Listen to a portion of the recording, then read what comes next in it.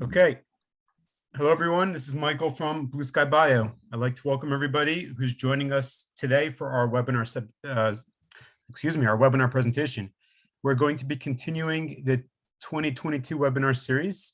Information regarding the schedule and upcoming webinar presentations can be seen at blueskyplan.com/webinars 2022. Via that link, you could also access past recordings as well. So definitely go ahead and check out upcoming presentations as well as past recordings of previous webinar presentations. Of course, all the presentations are available to be joined at no charge, and we distribute 1 CE credit for each presentation. A few technical items before we get started.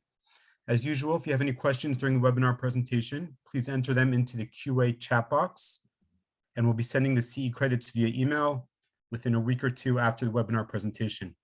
Barring any technical difficulties, the presentation is being recorded and will be available via the BlueSkyPlan website and via our social channels.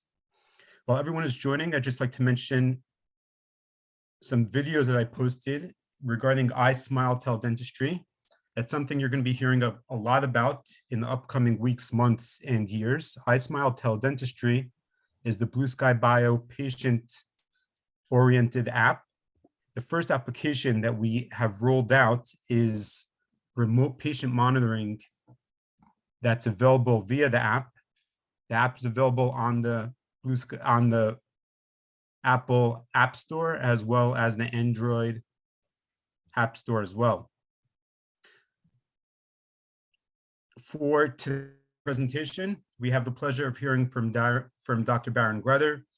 Dr. Baron Grutter is a digital dental expert. He's the clinical brain behind much of the BlueSkyPlan orthodontic functionality and is the person that I go to discuss orthodontic software development, features, and functionality.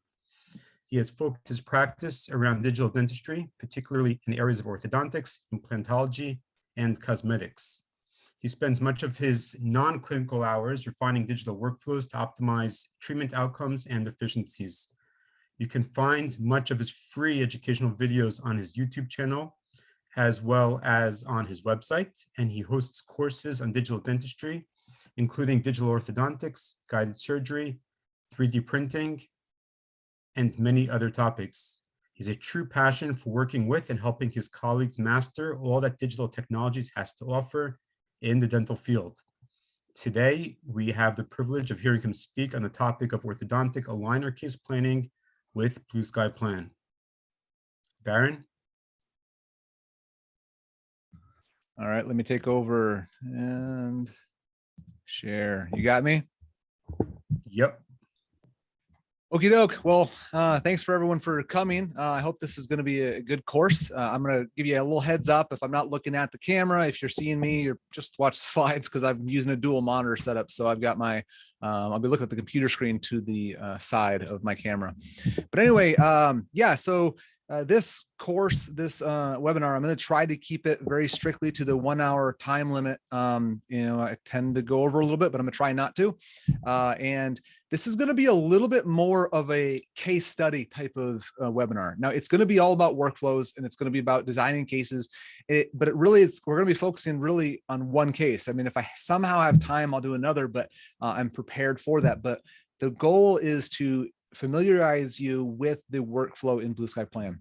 Now, if you've watched one of my previous webinars or you've taken one of my courses or you've watched my videos I have on YouTube, you're going to see some similarities, but the reality is there's been some updates to the software and there's always updates. So in this, there's updates both in the software itself, but as I continue to use, I evolve, we all do. So I'm going to be updating or showing you the most up-to-date workflow that I use when planning my own cases.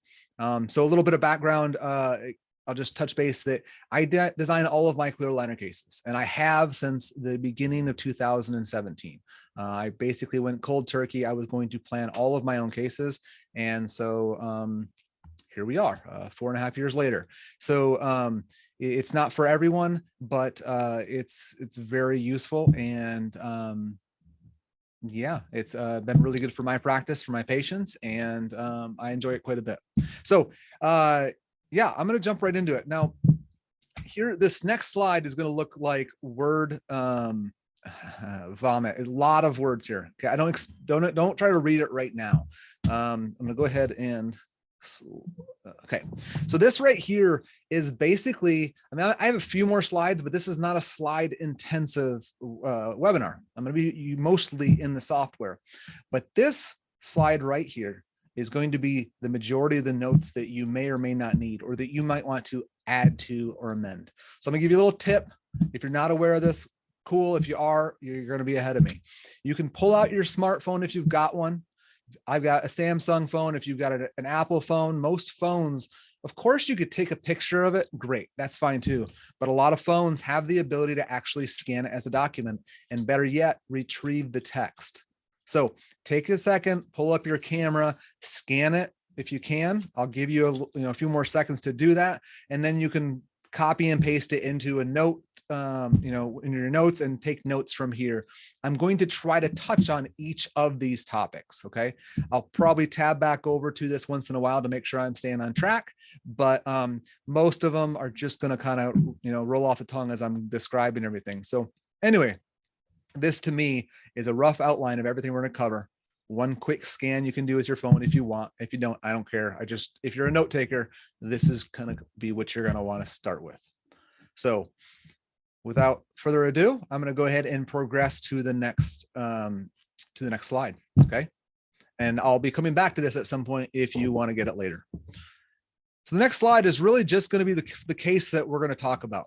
Okay. This is a fairly straightforward case. It's not simple in that it's just like a push button. There's a few little peculiarities of a case like this, but and I'm going to check the chat box because I want to make sure my volume has been okay, because I've been a little bit far away from it, and I do want to make sure I haven't become. Yeah, we hear you. You can hear fine. Okay, thank you. Yeah.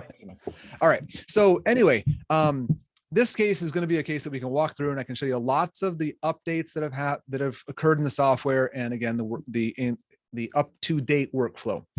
One of the biggest challenges you're going to see in a case like this. So this patient has been a patient of the practice for a long time, and he's now decided that he wants to refine the alignment of his lower front teeth.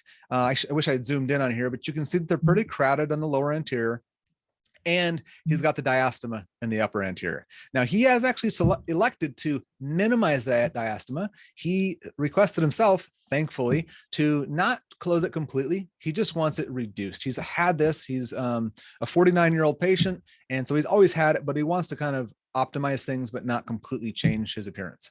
So, which is good, because if you haven't treated a case like this, a lot of people see these types of cases and they think this is going to be easy. It's just close the space down. We're just going to retract those teeth and consolidate the space. The problem is there's a lot of, you got to ask yourself, why is the space there? Now, because it's very prone to relapse, whether it's because there's a tongue thrust or because there's trauma from occlusion. There's premature occlusion in the anterior, which is going to constantly drive those teeth back forward. If you just try to pull them back, their patient is going to push them right back to where they came from. So you need to kind of plan ahead, because the last thing you want to do is complete a case and have the patient come back to you 3 months after they're done, once they stop wearing the retainers, and say, hey, my gap is back. What's the deal? So yeah, so we're going to kind of account for that. And there's a few different strategies we'll talk about. So anyway, here's his case. Again, it's a fairly straightforward case in the sense that we're only talking about his front 4 teeth on the top and his front 6 teeth on the lower. We're not going to do any sort of bite leveling in this case. I will talk about that, and I'm not trying to, avoid that, but for the interest of time, I want to focus on these, in workflow in general. So here are his original photos. This is the typical series of intraoral photos I take. We also get some extraoral photos. If I were taking a full series, I would also have a mirrored lateral shot down here and another mirrored shot down here. But truthfully, this really tells me the story, especially for this cosmetic type of ortho case. He's a severe gagger, and we were unable to get, you'll see in the post-op photos, we could not get further than his first molars, barely even that on either photo. And as much as I want him, it's not that important for this type of case. And plus I have his digital model, so I've got all that if I really need to see where those teeth were, pre-op. Okay, so I'm going to jump right into the software. Now I'm going to warn you, because I am giving this webinar, there's the potential that my computer, my computer is fairly robust, but we could run into some issues. And I think Michael will let me know, someone will let me know. I've got the questions and answers open in front of me in case there is. If there's an issue, I've pre-recorded the design of this case because I really wanted to not have you guys sitting around waiting, but I would rather design it in front of you. I think it's going to be much better if I can actually explain what I'm doing when I'm doing it. So I'm going to try that. But if we need to revert to the video, we've got the video. Okay, so the only thing I've done in advance is pull up BlueSkyPlan. So the first thing I'm going to do in here, this is where you get to pick which software you're using. So of course, we're going to be doing orthodontics, and I'm going to be doing an aligner case. I'm going to import models. You can also incorporate a CT scan, but that's definitely the more advanced approach. We've got some things coming down the pipeline, which will make that even more useful and more common that people will be using it. But for the time being, we're going to stick with this workflow. So when I click on this button, it's going to ask me to bring in his models. And so here we have them, these two models. Click OK. And the first thing it's going to do is going to ask me to identify, it's going to pick a model and ask me, is this the maxilla or the mandible? It's always right for me because I use the CareStream intraoral scanner. If you use a different scanner, some of them, they're all upside down. It's no big deal that it will get corrected in the next phase. But here we go, the maxilla. Now I'm going to go ahead and name this patient, our favorite John Doe, and we're moving right forward. You've got some other functionality up here as far as buccal bite, dual bite, and whatnot, but we don't need to use that for almost any case, well, most cases, unless we're opening the bite and doing some things like that. Okay, so now what we're going to do is we have to mark our teeth, and the software is going to tell us which teeth to mark. Now, there's a couple things that I have changed over time on this. Now, the most important thing you do is take your time and ensure that you are marking mesial distal. Imagine you're drawing a straight line between these two dots. That is the rotation, that is the alignment of the tooth. And ultimately, we're going to be bringing in what we call the curve, but the line of teeth is going to align to that curve. And I'm marking teeth. Now, we aren't missing any teeth in this arch, but if we were, we can come right down to the buccal papillae and right click. We don't need to do that in this case, but that's how you would do it if you were missing a premolar or missing some tooth that you needed to leap over as you're progressing through. And it is important that you not name the first molar a premolar, meaning if they are missing a premolar, the software thinks you're marking a premolar when you are in fact marking the molar. That is critical. You do not do that.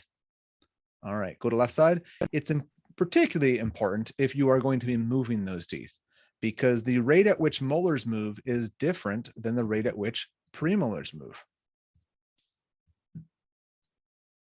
Aaron, can you possibly maximize the screen? Oh, I apologize. That's for my video recording. Thank you. This better? Yeah, much better. Okay. Yeah, when I record video, I tend to record it in 1080p, and that's why I had it set like that. All right. Is that what the chat was for? I see someone chat in the chat indicator. I just want to make sure I'm not missing something. Yeah, that's what they were asking, to maximize the screen. Good deal. I'm going to click on that and put it away. All right. So now I'm going to finish marking teeth. And the last thing I need to do is click on close model. Now this is going to put a very generic base on it. It's going to be very tall. It does not matter. This is adjustable in your settings, but it doesn't matter because it could be 100 millimeters thick and it would not affect your end result. So don't worry about this. Yeah, I won't belabor that point. So there's a couple of phases in here that require time just simply for the computer to, I see a hand raised. I'll be there in just a second, for the computer to process what you are doing. And that's why these first few phases of the software, I do recommend delegating. And I see a hand raised. I don't know. I guess I'm going to keep on going until a question pops up. Michael, you let me know if I need to stop, please. Okay. All right. So I'm marking these teeth. Now, one of the things that I didn't mention before is that it's less important that you get all the way to the mesial and all the way to the distal than it is that you make sure it's a straight line. In fact, I will often, even now, this is a newer thing for me, go right to the cusp tips because it's very easy to see where those are. I'm going to move for just a second because I wish I would have mentioned this a moment ago. I'm going to show you the maxilla for just a second. One of the common techniques to resolve crowding in the upper arch, and this is a little trick for you, is to actually rotate the molars to the distal, because the distance from here to here is shorter than when they are ideally aligned like this. Now he's got crowding. The last thing I'm going to do is open up more space by doing that. But reason I'm bringing that up, it is a bit of a, a little trick to help, again, resolve crowding in an uppercase. But it's also important because if you do that, you don't want to place the node here. You want to place it more right here, because that way, when the software automatically aligns the teeth, it automatically rotates them to the distal. Okay. So anyway, I'm going to get back to it. I just wanted to point that out because it's it is a handy way to help open up a little bit of space in the posterior to allow us to unravel that anterior crowding. Notice I click the go to left side because I don't have a wisdom tooth to mark. And so I just click that so I can progress forward.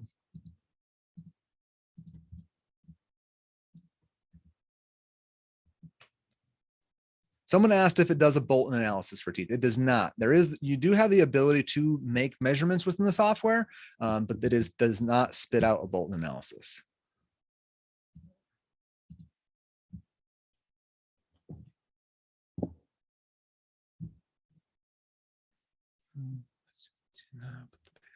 Okay, so question popped up is, why did I not add bases to the models before exporting from CareStream? And that's possible, but it's not necessary because the software actually needs to base them itself. So, well, anyway, it's going to be faster to export straight from the scanner. And it's actually going to give you a better result. I've done it. I've played with based models before. I'm going to just for a second, I just click to continue to teeth segmentation. I'm going to let it process while I continue talking. So now it's segmenting the teeth. It's making individual surfaces for teeth, or it's trying to. It's going to ask me in a moment. But anyway, yeah, I no longer base any models. I bring them in raw data. I'm going to let the software do all that for me because it's going to do a much better, faster job of trimming these cleanly. You see all these rough edges. I don't want them, and I'm not going to have them shortly, as you will see.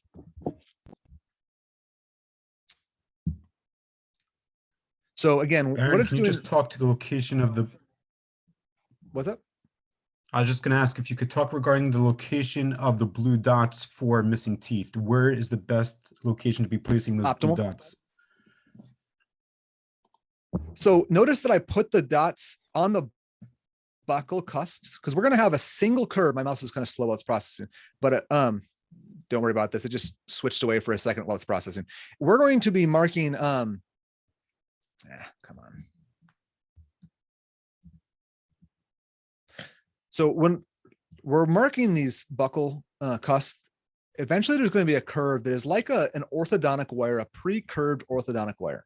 So we want to line all those up as kind of like you had a wire just setting all the cusps. So when you mark your missing tooth, if you can try to keep it somewhat in line with that, it's going to be to your advantage. So clicking right here on the kind of the highest point of the buccal papilla is what I have found to be the best. I will admit that I don't know why it affects anything. It shouldn't, in my mind. It should be completely negated. The relevance of that blue node should be non-existent, and it shouldn't affect anything, but it does. So if you're going to mark it on the buccal papilla, and that's going to be right where you want it, anyways.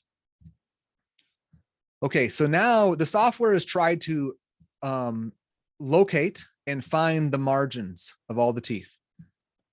And it does a really good job of this. Now, it is important that we have clean scan data. If you don't, it's going to struggle. So dry off the teeth, not a big deal. That's about it. Now, if you notice these teeth, they share nodes across over between the contacts. This helps to ensure that the teeth are nice and evenly clean. A lot of other softwares, including BlueSkyPlan in the past, had two isolated lines.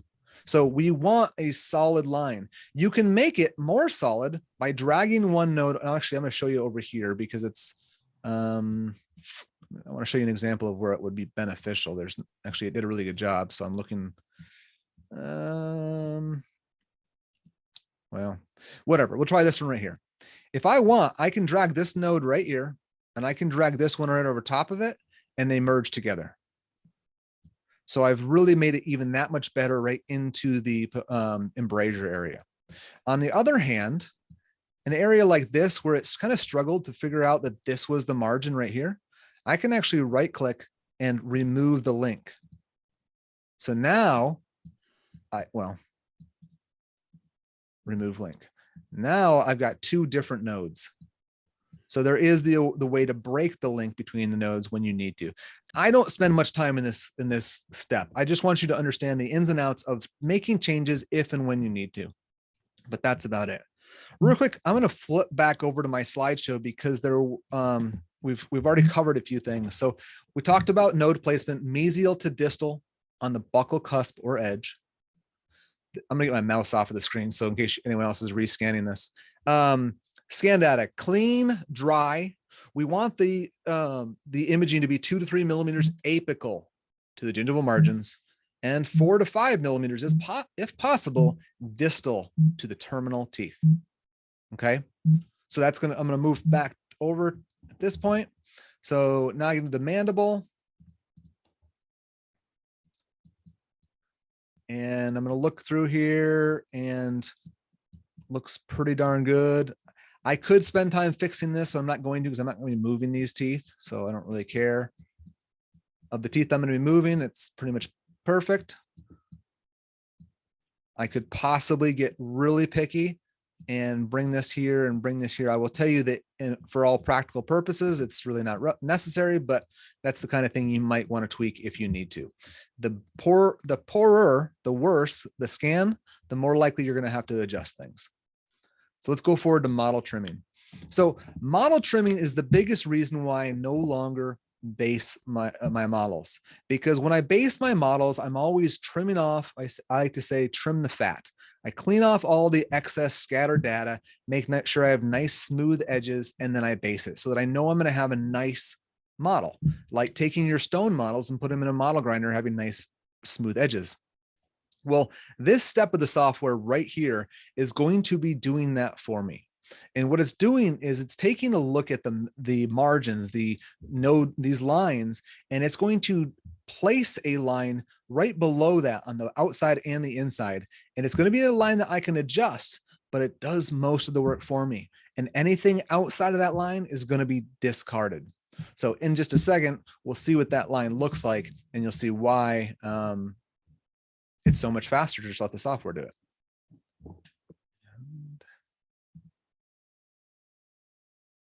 Sorry, I don't know if this, I just popped up the chat box. I'm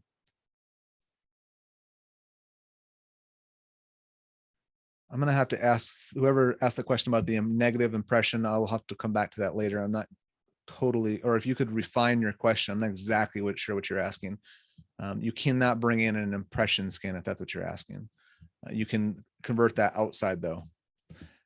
Okay, so a couple things I do here is notice that I removed the nodes from here to here. I want a node around the first molar to canine, somewhere in there, one on the incisive papilla. That's it. Because what this does is it creates a nice arc here. When I'm 3D printing, I print my models like this vertically, and this helps this to progressively print. So that's important. It's probably the most important thing from this phase is that we get this nice and curved. Unless you're printing horizontally, and it doesn't matter. You can spend time tweaking these, but honestly, it's probably more just for your own interest than anything else. We would like to have these back parts somewhat flat because we're eventually going to add a little rectangular platform back here. That's one of the nice things about BlueSkyPlan software is we have that platform built right in, saving you a ton of time with print setup. Now, whenever you get these bad, crummy distal heels, this is when you end up having to spend a little more time. So if you get that 4 to 5 millimeters behind that teeth, which isn't always possible, I get it. Obviously, it happens in my own office. But when you get that, you don't have to do any of what I'm about to do right here. And that's just kind of move these lines a little bit closer, which is what you're going to find at the end of this means that I don't have a lot of room to have my tray lap over the distal of these second molars, which I really do want whenever possible. So yeah, Not real important here, but I can right click on a node and it disappears.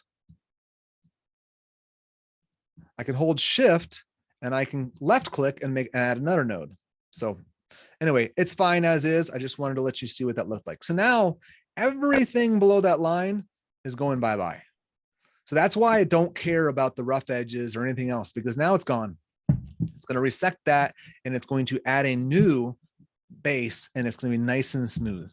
Notice this line is quite smooth. If you were using another software like Mesh Mixer or anything else, you would have, you wouldn't have it that smooth.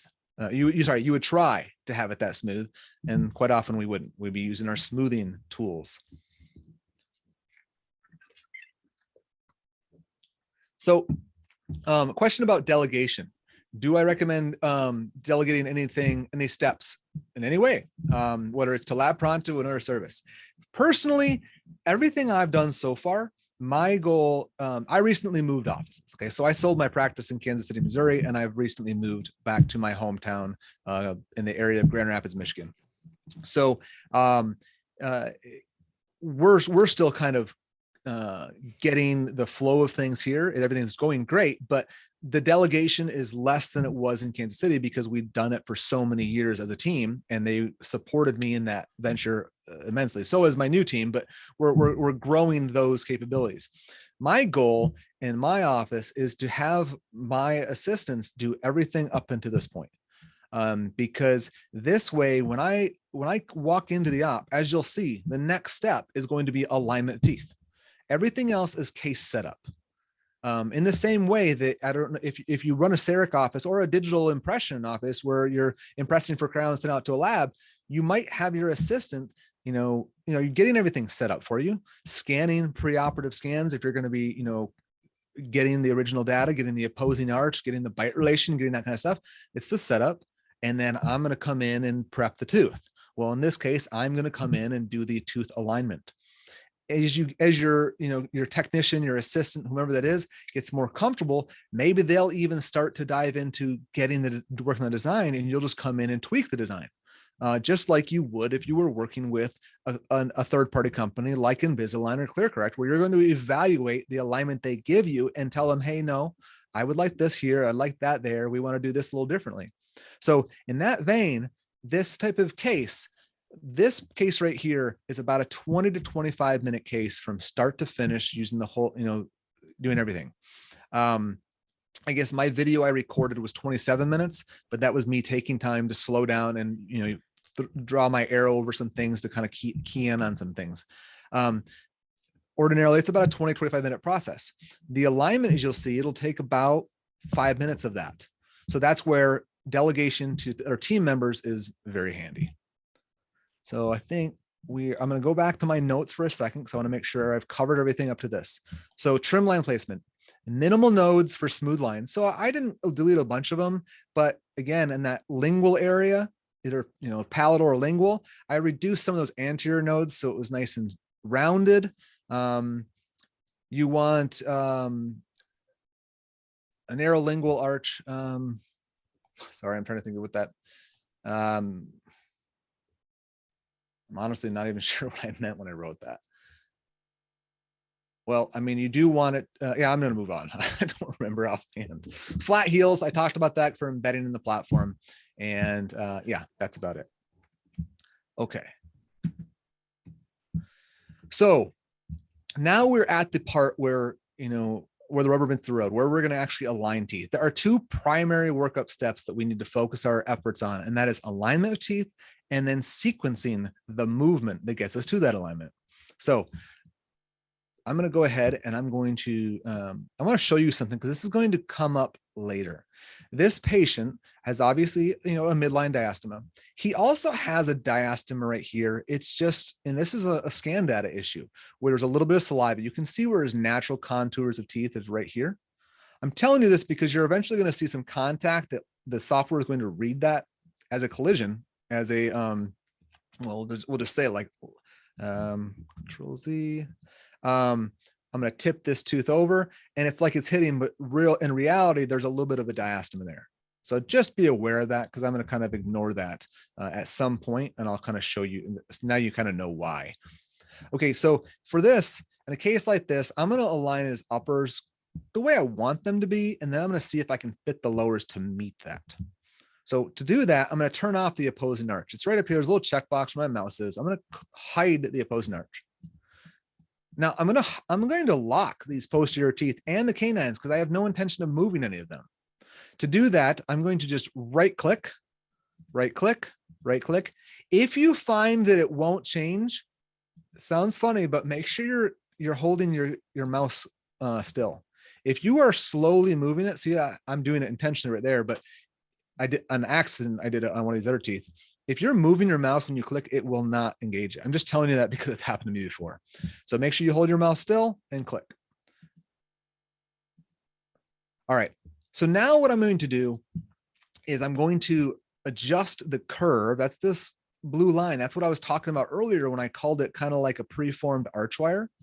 And I'm going to align it the way I want it to be. So let's go ahead and click on Edit Curve.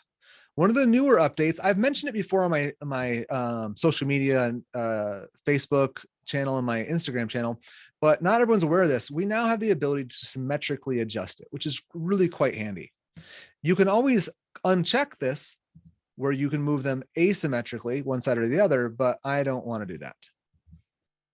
Now, although we're not moving back teeth, notice that when you move this in, it affects what's happening up there. Okay. So I do go ahead and quickly just get that about where it needs to be.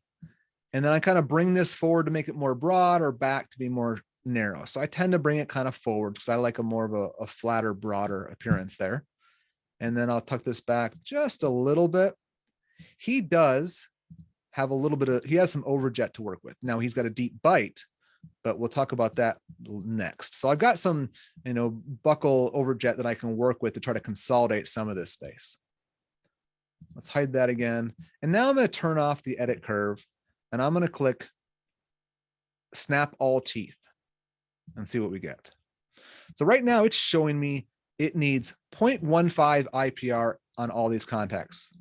Now I will advise you that I aim for the software to register about 0.1 millimeters, not because I'm going to do any IPR. I want to avoid IPR whenever I can, whenever it's feasible.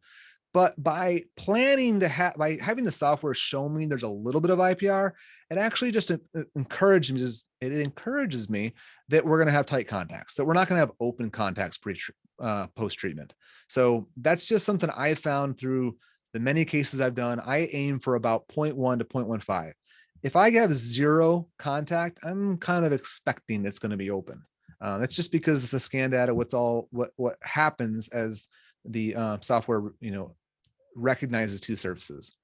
Understand that technically this 0.15 may in fact be 0.17, 0.18. Obviously not everything is going to be down to the 500ths. BlueSkyPlan software, we intentionally made it round down because the last thing we want you to do is over IPR. We don't want you to do too much. That said, I'm going to tell you that I still always underdo it by a minimum of 0.1 of 0.1, 1/10 of a millimeter at least. So that's that. I'm going to tweak some things in a moment, but I'm going to show you a quick way to tighten or loosen some that can sometimes help. If I pull up the edit curve and I bring it closer to the teeth, the axis of rotation is actually lingual to this curve. So by bringing it down a little bit and hitting snap all teeth, it actually pops them out a little bit. So I exaggerated, of course, because I wanted to show you how that works. So I can now edit curve and let's bring it back down a little bit, kind of halfway between where we were.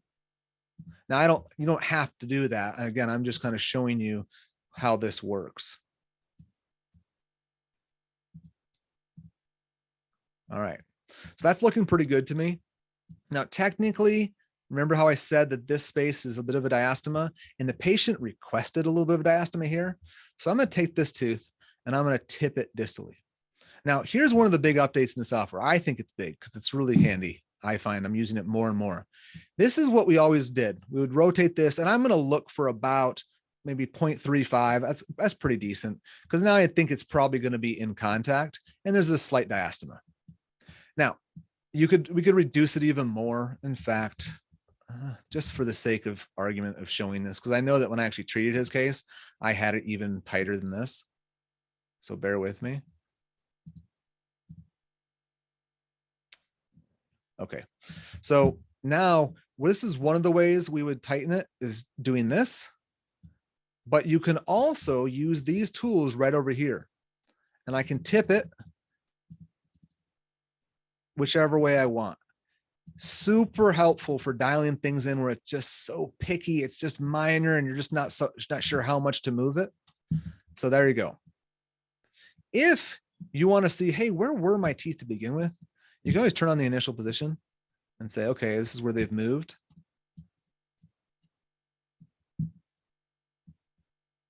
So you can see that they've constricted, retracted there. This one kind of stayed still, just rotated a little bit. So anyway, that's to evaluate where they were. Okay, so now I need to align the lower teeth. I'm gonna click on the mandible. And the first thing I'm gonna do is, once again, I'm gonna lock the posterior teeth. On his lower, I am gonna go ahead and rotate these canines as well.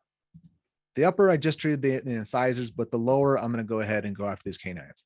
If you've done aligners before and you've treated canines, you know they can be a bear. I can't promise to make them easy for you, but I can tell you how I would treat them, and you'll see that in a little bit. So again, I'm going to go ahead and get this kind of over top of these buccal cusps of these premolars.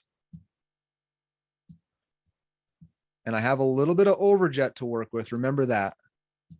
Now, I can tell you for certain, this guy's going to need IPR. That's one thing I didn't get a chance to really talk to you about. And that is when you have a case where there's spacing up here, I told you that if you retract, you're just going to bang into these teeth. Okay. So what we can do is we can IPR the lower so that you can then pull those back as well. So that, or we can try to intrude those teeth. As you intrude them, then you run away from the incisors. So that's the kind of the two options you have in a case like this.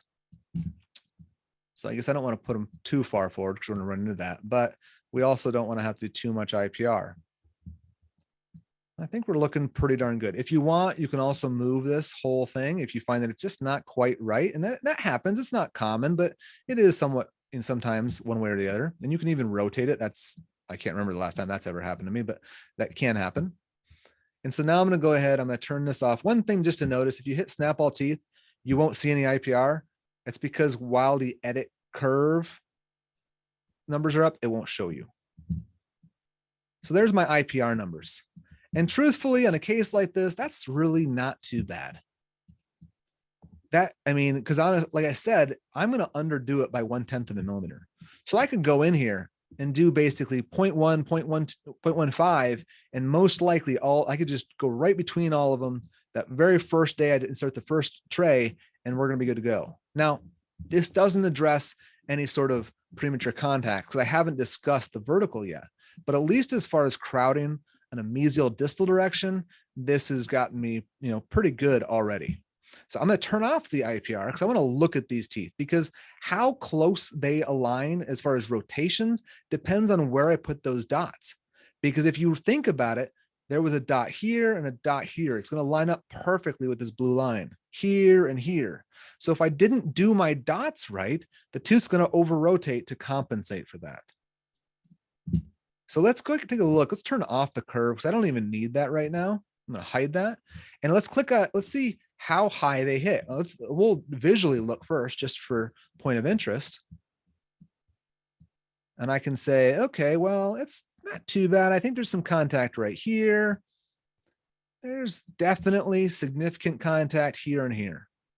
Okay, so let's see what that looks like with a heat map. As if you're familiar with most softwares that design crown or bridge, like CEREC, exocad, 3Shape, they'll show you a heat map of how much occlusion there is. So I click on the collisions, and I'm going to see some really strong red marks over here. Now, these red marks are where the patient is every day. We haven't changed any of that. So we're trying to kind of match that. So what I know I need to do is I need to intrude this. I need to intrude it by quite a ways. So I will caution you that if you try to do one tooth at a time, each time you move a tooth, it's going to recalculate. It takes 3 to 4 seconds. Not a big deal. I can bring it down and now it's going to recalculate. And there we go. I'm getting a little bit softer, maybe just a little more. Okay. Now I'm going to do this canine.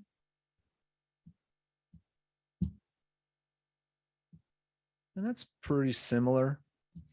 And now, honestly, I'm going to turn off the collisions and I'm going to connect the dots. If you want, you can turn on the curve so you can kind of see it as a visual reference. And I can say, okay, this tooth needs to go down to here. This tooth needs to come down to here. This tooth down to here. This tooth a little ways farther. Now I can go ahead. If I click on another tooth, one of the locked teeth, my little alignment sphere goes away because it can be distracting. Show the opposing arch, and I can look underneath. And I can tell you visually that it's looking pretty darn good. Now, of course, I'm going to confirm that, but that's just quick and easy. Doesn't require to calculate. Click on this. And I'm feeling pretty good about that. I'm going to go ahead and lower this tooth just a little bit more because I don't like premature contacts on incisors more than anything else because they're little teeth. And I think we're probably good. You do have a bit of an open bite here, I know from treating this case, but that's just a matter of where the wear has occurred over the years. Just not a whole lot you can do about that. I can take this tooth and say, you know what? I really kind of want to rotate it a little more. And, you know, maybe it's tipped out a little to the buccal. I'm exaggerating that it is, but let's go ahead and tip it back a little bit. That's why I love these increments over here, because I can incrementally move things. I can move every single tooth buccal by a millimeter. I can do, you know, whatever I want. So I'm really pleased with this update to software. So at this point, I am done aligning teeth. As far as I'm concerned, this looks pretty good. He's got a little bit of uneven edge here, but that's just the way his tooth is worn. Everything else, you know, is pretty well aligned. So now when I'm done aligning teeth, I can go ahead and click on my tooth movement limits. This is where you're going to take your movement and divide it into so many trays. Bear in mind, whatever you set this to does not affect your treatment time. It just affects the number of trays to get to that end line. Meaning if you want to dial things down little bit by little bit, your weekly trays are going to have 4 times as many trays. Patient's going to be replacing trays much faster, but every little bit of movement you're in full control over. Biweekly is 2 times as many trays as monthly, and monthly again is our control. It's 1 tray. So 2 trays per one, 3 trays per one. 4 trays per one. Any more, I have recently moved to using monthly trays. So, and I talk about that in my course about materials, the materials I use and whatnot like that. And it's worked really well for me. So for now, I use monthly settings. I do have the patient wear their first 2 trays for 2 weeks each. And then assuming everything's tracking well in that second tray, drop it down to 1 week wear. So I'm using the monthly limits, but they're actually wearing the trays for just 1 week apiece. And again, I'm having really good results. And the numbers of, the movement per tray aligns very well with a brand that aligns teeth. All right, so I'm gonna move forward to continue to edit steps. Now this step is where we get to look at the movement of teeth, the sequence of movement. And are we colliding with teeth? Again, keep in mind with this 0.35, it looks heavy, but that's that one little spot. So I don't want that to concern you. But let's take a look at the sequence of movement here. Nowhere does a contact get heavier significantly during treatment than at the end, except right here. Why do I have 0.25 and likely a diastema over here when I really want to finish at about 0.1 everywhere? So when I run into an issue like that, I go to the highest point of contact, I grab this tooth, and I just say, you know what? Right here, we're at step 3 on tray 3. Final position would be tray 4. And I don't want you right here. I don't want you colliding in here. Truth be told, it might not. It might just have room over there inside the plastic tray. But let's go ahead and just reroute it so you can see how this works. I'm grabbed onto this and I pull my mouse away. Farther away I get from the center of rotation, the better control I have. And I'm just going to come in here and find it till it's divided that right in the middle. and say refresh steps. Okay, so now no more collision. I may have induced a collision right here. That's pretty rare, but whatever, I'll fix it. There we go. So that's how we correct for, simple collisions like that. It takes 30 seconds. Once you know what for me, I know what I'm doing. I was explaining it along the way. As you can imagine, making that adjustment, a 30-second adjustment. Now I can go to the mandible. Let's take a look at this. Now this one's going to be more complex. I'm anticipating some significant collisions because we're unraveling crowding, and that's just par for the course. When you're unraveling crowding, you're going to have collisions that you need to account for. So this is where we're going to work on sequencing of movement. Another thing to be aware of at the top, this says movement evaluation. It's pretty low font. Maybe we should make it bigger. But if you're asking questions online, reference where you are. I'm in the movement evaluation panel. How do I do this? How do I do that? Look at the name of the panel or the step in the workflow that you are in. So I can walk through this. And I'm looking for, like, you could literally examine each one individually. I kind of just look at the whole thing at once and do it a couple of times. But this 0.3, that's where it ends at 0.3. At no point is it higher than 0.3. This next one ends at 0.25. At no point is it higher than that. The next one's 0.3. At no time is it higher. You see what I'm getting at? I'm looking at the final end result, 0.25, never that high, 0.25, never that high, 0.25, never that high. Wow, that's awesome. Not a single collision do I have to correct here. So not great for the webinar because it's too easy. I was expecting to have to do some corrections. So let me screw it up. Let me just go ahead and make it wrong so I can help show you what to do. If you're moving teeth and you know that, let's say you want to wait for this, you want this tooth to wait for this one to finish getting out of the way because this is tucked back and it's going to collide into this tooth if we're not careful. Well, I can go to this tooth and I can look over here is the start step. It's starting at step 6. Because right now, we have the option to set it to least movement last or least movement first. And least movement last means that if it takes 4 steps for this tooth to move, it's not going to start moving until there are only 4 trays left.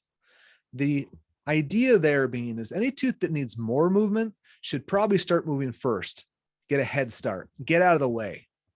But if I need to delay this further, I can say, no, I want you starting on step 9. I want you to wait, let everything get out of the way. Notice it's going to change it from, step 9, final position. That means there's 10 trays. If I change this from 6 down to 9, hit refresh steps, I got a lot more trays. But at least now I know that tooth is not going to move until everything's out of the way. That's assuming there was a collision. That's important. You might be thinking, well, dang, I just added trays. And the point I like to make is, no, you didn't. Because what you just saw was not reality.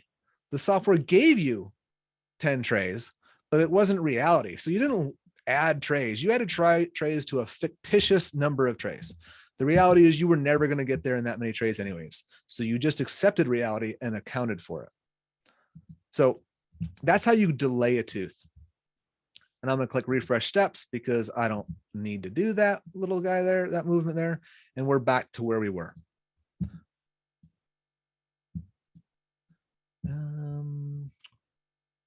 Sorry, I've seen a question. It says lower ones had 0.45.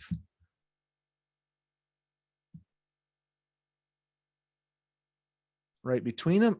Maybe you meant before when I made that change to kind of screw things up. Let's just see. Let's change it back. Let's refresh steps. And maybe that's what you were talking about. No, I don't know. Maybe I'm missing something.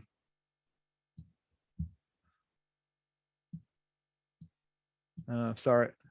Okay. Well, someone's trying to mess with my brain. No, I'm just kidding. So anyway, someone mentioned in the comment in the chat that they thought they saw a 0.45 contact. So So yeah, and if it was, you would be looking at either delaying a tooth, or let's say we wanted to get this tooth right here doesn't start till step 6. And I talked about delaying this tooth. I could just say, no, I don't want you waiting to 6. I need you to get out of the way so this tooth can move. I want you, this tooth is blue, it's highlighted. I want you to start on step 3. Start moving, get out of the way of this tooth. I hit refresh steps. And now I didn't add any steps to my overall trays because this is still the rate limiting factor and it's still starting at 6. This one's just starting earlier. Now that might cause other collisions we're going to see in a second. And it didn't. I mean, nothing. If I see 0.3 and the final result's 0.25, I don't care. Honestly, if I see 0.35, I'm still probably not going to care. That 0.1 is not probably going to be enough of an impedance to movement for me to worry about. You know, I've gotten a little more lax in that kind of stuff, but I've noticed that it's not affected my treatment outcomes at all. It used to be, oh, it can't be any bigger. Well, plastic is a lot more forgiving than I gave it credit for. But anyway, so that's what you can do. You can either tell a tooth to start earlier, tell it to start later, or you can just grab a hold of the tooth. And I'm going to show you one more example. Let me get back to refresh steps. Now last thing you can do, and this is round tripping. Now, round tripping is not something I advocate, but there are times when a minor amount might be necessary. So let's just pretend that this guy, this needs to be, we're going to be ridiculous here. I need this tooth to be out here at step 6 because it's getting in the way. I'm going to hit refresh steps. Now it's going to give me an insane number of steps. It's okay. But watch what's going to happen. Yoink, and then it comes back. That's what that whole thing was when I went up top on the top teeth. When I moved the tooth, I rerouted its movement. I'm rerouting it. I'm saying, no, I need you to move over here first. It's not all the way out there by step 6, like I had it on, but it says, okay, well, as of step 6, you need to start moving that direction. And however many trays it takes to get there, we'll do it. And then we still got to end up at our end result here. So that's an extreme example of round tripping. Round tripping means moving her out of the way and then coming back. So since that was a terrible idea, I'm going to undo it. And now undo. There we go. So we're back to where we were. What is the allowed value for? Okay. So someone's asking, what is the allowed value for IPR? I'm not exactly certain what they mean, except I think I know what you mean.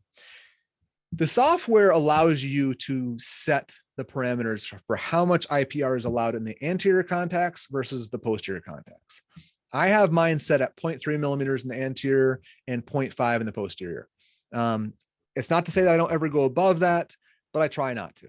That's just my personal preference. I like to avoid all IPR if possible, but that's where I set. There's a lot of research out there, a lot of articles you can find. They'll cite you can go up to 0.6 millimeters in the anterior on average, 0.8 millimeters in the posterior. Okay, I'm going to zip forward because I'm already almost out of time. I'm really good at rambling. Hopefully this has been valid information. I've not just been randomly rambling.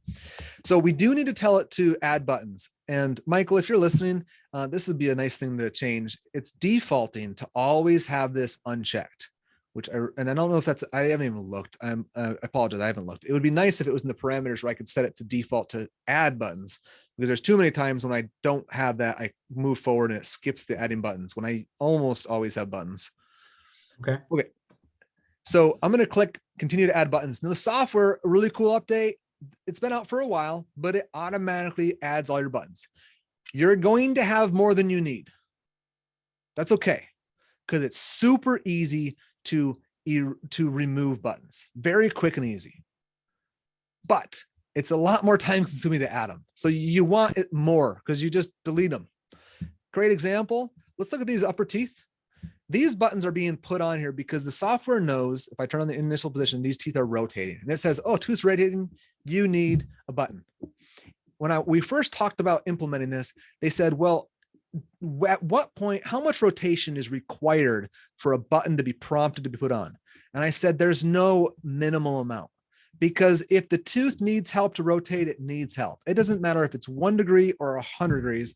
It needs help or it doesn't. So these teeth do not necessarily need this movement. This rotation is not very much on this lateral incisor. It's tiny, but it says rotation, so it needs a button.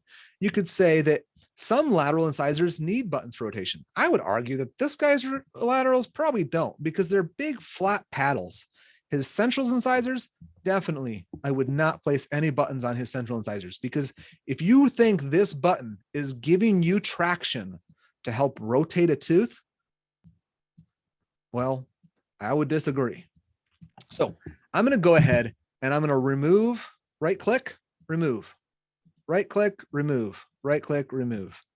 You can actually click the remove all, but I didn't.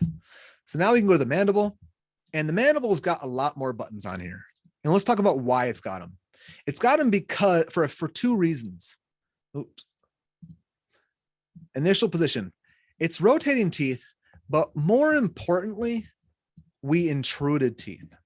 And anytime you intrude a tooth, you need at least 1 to 2 anchors on either side of that tooth, because you do not need a button. And I'm not going to go into all this because we have a video we made, spent a lot of time putting this together on YouTube. You can find it on my website, a link to it. There's under the ortho education series of videos. There are a bunch of like 2-minute long animation videos. I love them. They're phenomenal. They worked out really well. But the point is, if you're trying to, and if you don't understand this, it's fine. Watch that video. But if you're trying to intrude a tooth, you do not need a button on that tooth. You need buttons on the other teeth. If you're going to extrude a tooth, you need a button on that tooth, no other teeth, technically. Okay. So point being, suffice to say, watch that video, come to my course, do something. If you don't understand that, that's fine. But that's why there's all these buttons, because we had some intrusion. So I'm going to eliminate some, because actually I don't need any help with anchors on these lateral incisors. These lateral incisors are not good anchor teeth. Premolars and canines are good anchor teeth. What I do need is this lateral incisor down here is rotating a decent amount, and lateral incisors, especially worn ones, are small. They're like watermelon seeds, they're hard to grip. So I'm going to go ahead and leave this one on. In fact, I'm going to make it a little bit taller by grabbing this node and just stretching it up. And this brings me to one of the cool updates that has not been mentioned online, at least I haven't. Take a look at the base of this node, of this button. We add this big rectangle so that it's always embedded. You don't get these little corners poking off and print failure type issues and them breaking in your trays. It's just it's super handy. I think so, at least. So I went and made that one taller, so it's a bigger lever arm to help rotate it. If you want, you can make it taller, but then you might run into the issue of people hitting. I mean, they have plastic on, so it's not a big deal, but yeah, I mean, if you want, you can go ahead and slide it up, but whatever. I don't want this one. I'm going to remove it. I don't want this one. I'm going to remove it. I don't want this one. I'm going to remove it. These canines are rotating and I want help. If I'm rotating a canine, I'm going to throw the kitchen sink at that tooth, because those canines have massively long roots. They're a bugger to turn. So give me this big old block to grab a hold of and push on. Lastly, we need some intrusion buttons. These are going to help us with intrusion. And if you want, you can throw the kitchen sink at these and actually duplicate it by right clicking and then clicking right here. And now I can actually, I'm going to rotate this 90 degrees. Now you've got some super solid anchorage for this intrusion. Duplicate, bam, rotate, bam, expand. Your assistants will hate you. I'm just kidding. Well, they're not going to love it if you have them put your buttons on, or you're going to be annoyed with it, but whatever, because if it's going to make it work, it is going to be very helpful. So we've got the buttons, and I'm going really quickly because I'm already at my 1 hour. But anyway, point being, this is overkill. I did not use this many buttons on his case, but I just want you to see that's kind of the workflow of adding buttons, removing buttons. Yeah, we yeah, I don't want to spend more time on that. Continue to export, because now we're all done adding our buttons. We're going to move forward, and if you screw everything up, there's that automatic placement button. Start over. That's really handy. That and undo. Control Z on your keyboard. That's the #1 most important thing you can learn about digital dentistry, is how to undo your mistakes. Okay, so now we're at the final point where we're just getting these ready to print. If you don't want to use a print platform, you don't have to. If you're going to print vertically, I highly recommend it. That's why it automatically gets added. I can't remember if you can disable it from adding in the parameters. I believe you can. You can adjust the number of the settings on this. But here's what I want you to do.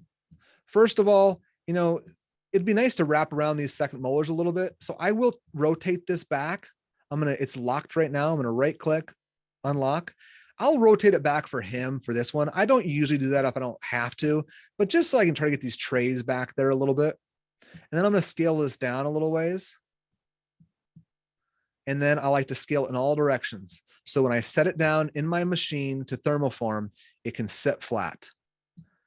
These little bit of projections from here are okay. You don't want massive ones, but little ones like that are not going to cause you any problem.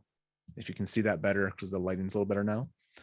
And that's about it. If you want to check these two, make sure it's this way properly, but it was fine. You just want to fully support it. You don't want to have a bunch of excess, but and if you watch, I have also taught how to cut your trays off really quickly. It takes us just a couple minutes to make our trays. Take a look at those videos. I have them online. So this is positioned. Lastly, we need to, I'm going to lock it just so I don't accidentally move it. Right click, lock. I'm going to add a label. Right here, I can say show label, and it's just hovering in the air. I will usually delete everything but the first initial and the first name, just for space saving. This is a short name, so it doesn't really matter. And I'll hover right over top of it. Okay. So, and I'm going to click this button so I can get it going.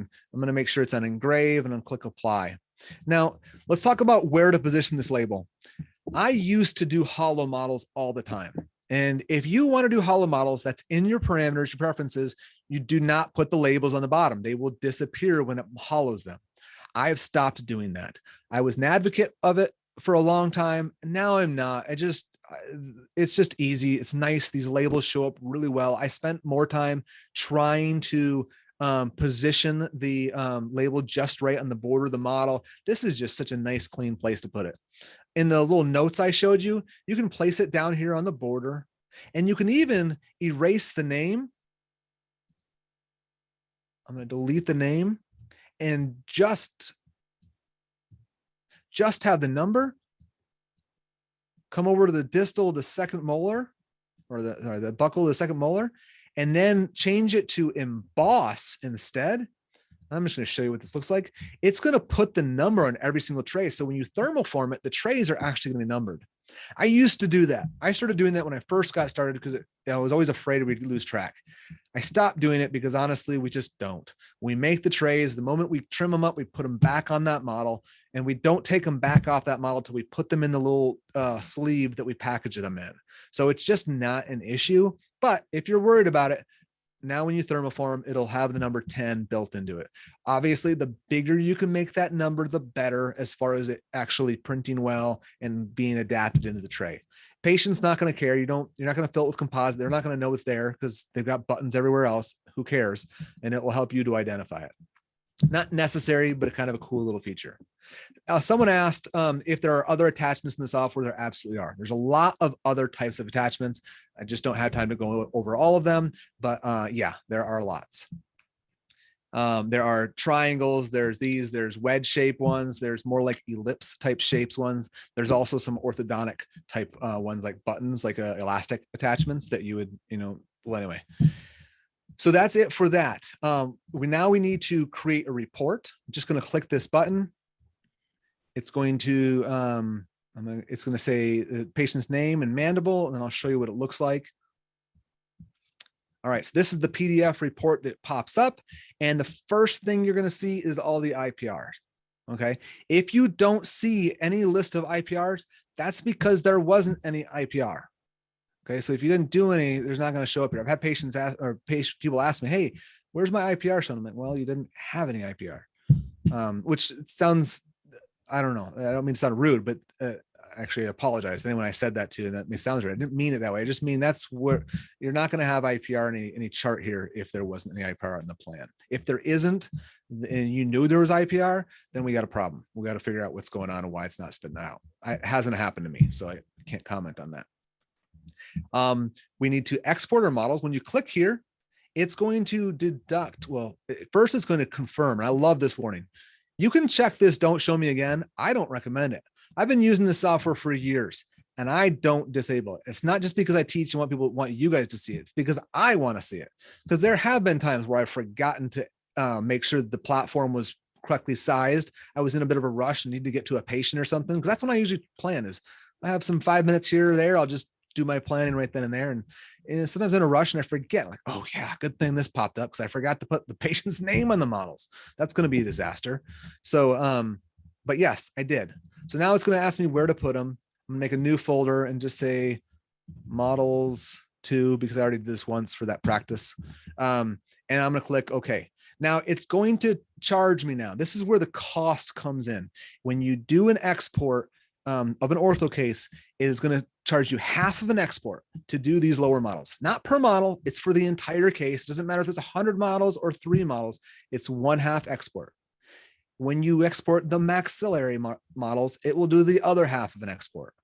So if you only have a single arch case, you're only going to have, or you might plan the case, they're going to do both. And you're like, yeah, honestly, these upper teeth are pretty straight.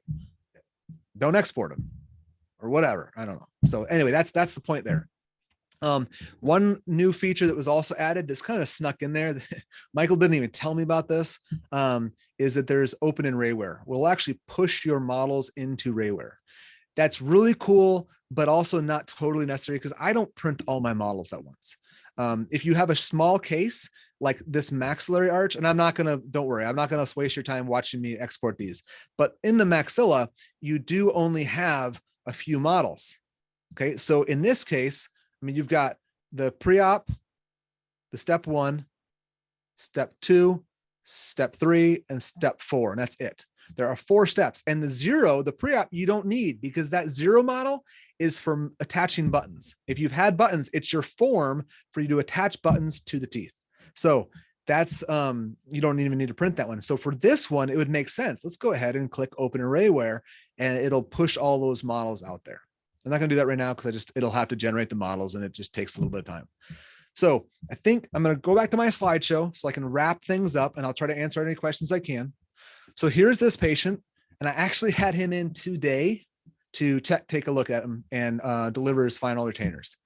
So I wanted to compare, this was his upper plan compared to his lower plan.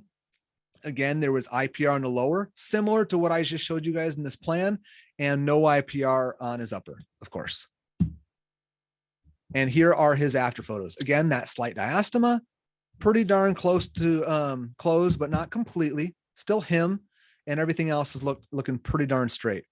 Sorry, I couldn't get that any better. Yeah, it is what it is. And you can see the alignment turned out. I'm pretty happy about it. You know, he's got this little incisal ledge. It would be nice to take a disc to these 2 guys, but that's just a matter of where they've worn over time. And if that bothers him, when he's in for hygiene, I'll smooth those off. So that's that. And then just want to give you a little preview. So this is one thing you can do with your patients is literally have them take photos of their teeth. This is just a little tip on the side. When you're doing aligner cases, if you want to see how they're fitting before they advance to the next tray, this is one of the things you can do. You can have them take photos of their teeth. That's where that new development that Michael was talking about, the eye smile. It's right. I don't know if you can see my camera, but he posted a video about it. It's a little device that allows it slides into my patient's mouth. It attaches to their camera. They look at the screen of their phone in the mirror, and it walks them through scanning. It will send you pictures, videos with the trays in or out, and you can compare the teeth to where they're supposed to be and are they syncing? Are they tracking? Because, you know, if 2020 it taught us nothing else, it certainly taught us how to adapt to telecare, teledentistry, telemedicine, and whatnot. So anyway, quick last little reminder, I have a course. If you're interested, just want you guys know, I do have a course coming up in May, the 13th and 14th. 13, we're just going to spend an entire day going over guided surgery, how to design basic guides, singles, doubles, immediates, and then yes, maybe into denture. I can't remember. My whole workup is on this website. And then on day 2, it is clear aligners. So what we talked about here, but Kind of the idea is I try to cram 2-day courses into 1 days each, because for those people that really want to, as I say, feed from the fire hose. Here is my contact info if you need to reach me.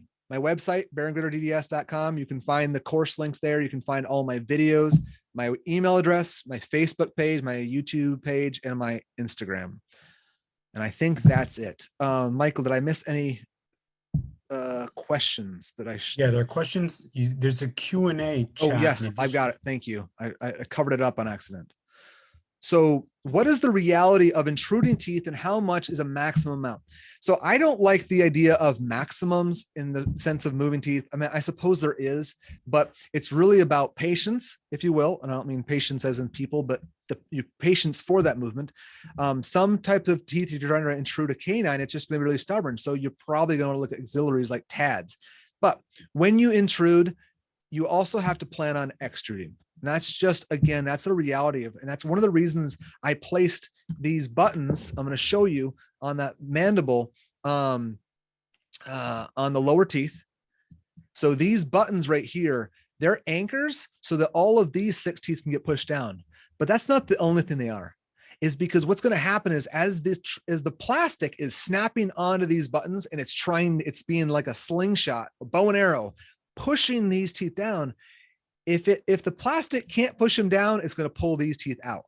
And when I say out, it's not going to extract the teeth, but it's going to extrude those to level everything. And as most people know that do a lot of bracket and wire ortho, leveling the plane of occlusion often comes down to that. You're a mixture of intrusion and extrusion, and extrusion is far easier than intrusion. If all you're trying to do is intrude the lower incisors, you're going to have a lot better luck getting true intrusion. And again, we have some videos on that, that same little series of videos, the educational videos. It's really kind of cool because it's a concise 2.5 minutes that talks about that. Okay, so can you explain in movement evaluation panel, the start step and mandatory step checkboxes? So the start step, I talked about that. I think hopefully I addressed that. It's just a matter of which step the tooth begins to move in. The mandatory one, I'm going to be blunt about this. I'm not a fan of that column. I almost never, I don't ever use it. I've played around with it, toyed with it. It doesn't really correlate to the way I do treatment planning. It's a matter of trying to force teeth to get to certain places in certain time frames, or a tooth has to be in this position at this step, and that's what it's trying to say. And again, I don't use it. So sorry, that's the best answer I can give you. Is there a way to go back to previous stage without losing changes in the steps? Save it. That's about it. Unfortunately, you can't. I mean, you can go back, but obviously anything you change is going to change subsequently. So that's a weird world of, can you change this and not have it affect everything from thereafter? Some software workflows allow for that. For instance, yeah. In ortho, it really doesn't, at least not. We haven't figured out how to make that happen where you can save something. It would be nice if the button stayed and then you can move those teeth a little more and have them still there, even though you change the rate of movement, but no, unfortunately undoes it. Is there a function in BSP to control the movement of the tooth in each liner? Is there a function in BSP to control the movements of the tooth in each liner? Like to select that in a liner 5, you want the canine to tip. So kind of, not exactly, not what you're asking, because you're not breaking down each individual step. You are in that first alignment step. You can to the millimeter, to the degree, or a small fraction thereof, control how much movement. And then in the movement parameters, you can go up to preferences, and you can change all your orthodontic preferences, how much each tooth can move per step. And that's one of the things that can happen. So that is the best answer I can give to you for your ability to control things. Sorry, tooth movement limits. That's what I was looking for. But for right now, we don't have that little grid of movements in the movement evaluation phase. I was actually just talking with Michael about that. And I think that would be advantageous. I wouldn't expect it anytime soon. It's a huge step for us to have it at all as far as editable. I can't wait for it to be editable during the movement evaluation. Can you comment on how the mandatory, sorry, that's the best answer I can give you. How do you use this functionality of exporting? Whoa. Have you already used this functionality of exporting the trim curve and milling machine? So exporting the trim curve, yes, it's been tested and is functional. The point is, can you export the trim curve so that it have another machine that will cut out your trays? And yes, it has been tested. It works. I haven't personally used it. I haven't seen a solution that I think is truly efficient, because most of the machines require a fair amount of user input per tray that could then be just supplanted by trimming the tray. And if it is efficient, they're extremely expensive. So for a large lab, it makes sense. I don't personally have practical experience with it. I've seen a couple that maybe show some promise, but that's about the best I can say. It will work, but I can't recommend a machine, because at least I usually recommend people. I'm the guy that can recommend equipment to a private practice or a small lab. I'm not the guy that can go talk to Burbank Dental Lab and say, hey, you should buy this machine, because they're dealing with a whole different number of zeros in the equipment they're buying. How do you superimpose the initial position of the tooth over the move tooth? Just that same little button right here, initial position right on this screen. It's there all the time. Yeah, we talked. The next one is the range of movement and phase. This whole thing is Rayware for SprintRay or like, yes, Rayware is SprintRay's software, akin to Preform is for Form Labs. And which brand of tray do you recommend? I've used Ace for Essex for a long time. I'm now using Zendura FLX. And then would you explain again, and I'm going to have to cut off questions after this. What's up there, I'm going to have to cut off after this. Would you explain which type of movement that I can remove the button?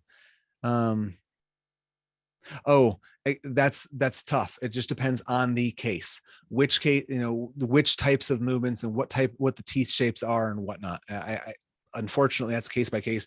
And I don't mean to, I'm not trying to push my course, but that's what we talk about in a lot more detail when buttons just aren't needed. Watch that video that I talked about. It's on YouTube. It's an animation video, and it talks about where teeth need to be, or why buttons are used. That's the whole point of the video. Why are they used? When you know why they're used, you understand why they're not needed. Why it's like, what the hell? I don't need a button on this tooth. And you remove it. Do you ever change the amount of tooth movement preferences? I have. Very rarely. Very rarely do I mess with this. I've got it working and it just works for me. Teeth, any tips on refinements? That's a kind of a vague question. I apologize. I'm not, when treatment goes off track.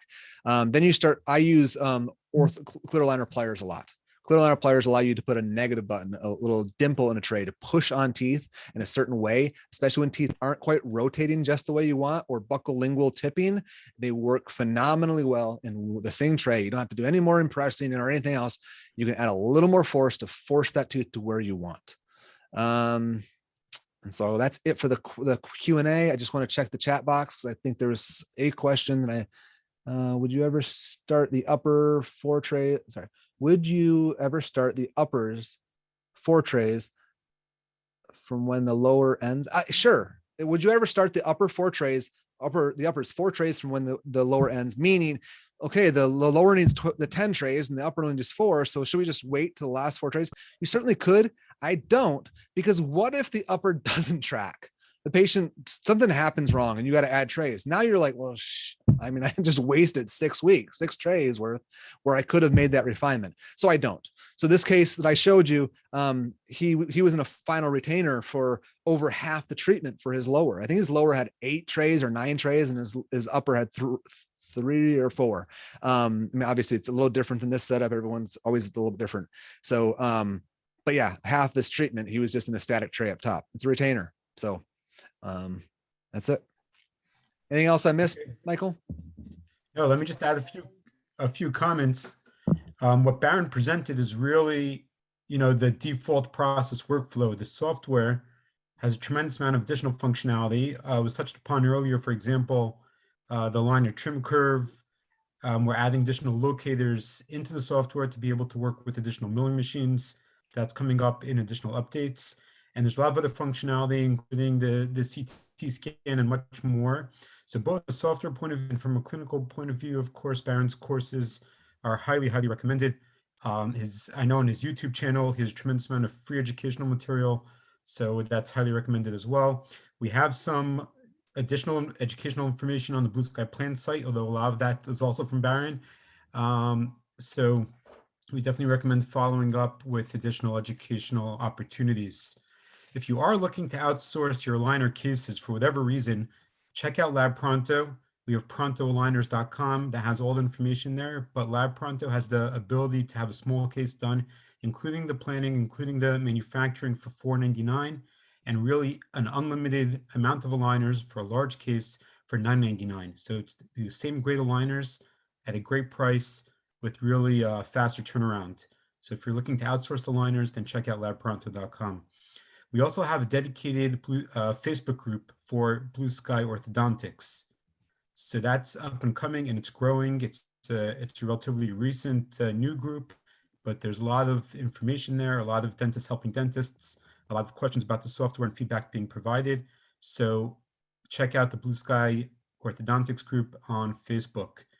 To repeat a few comments from the beginning of the presentation, this is being recorded and should be available on our channels within a day or two. The CE credits are sent within a week or two of the presentation. And check out blueskyplan.com/webinars 2022 regarding upcoming presentations as well as past recordings. And of course, check out the educational opportunities that Baron's offering on his site and the upcoming courses regarding that as well. I think that's pretty much a wrap. Baron, thank you so much. Thank you for all the educational content that you create, everything that you help us with, everything that goes into the software creation. Greatly, highly appreciated. And of course, thank you for the webinar presentation today. You bet. Thanks for having me. Everybody, I'd like to thank you for attending and we hope to see you at the upcoming presentations as well.